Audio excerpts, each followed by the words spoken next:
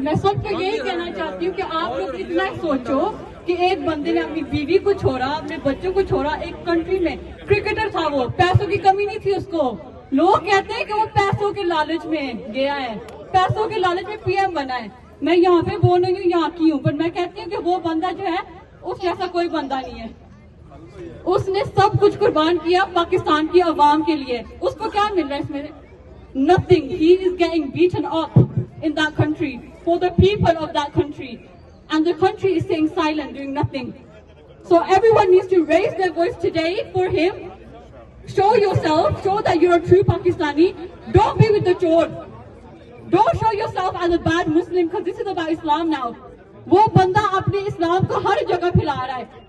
पाकिस्तान का कोई नाम नहीं था, पाकिस्तान बदनाम था ना। तो ब्रिटिश पाकिस्तानी में ये कह सकती हूँ, पाकिस्तान का नाम बदनाम था जब नवाज शरीफ कुर्सी पे था। इमरान खान आया, उसने पाकिस्तान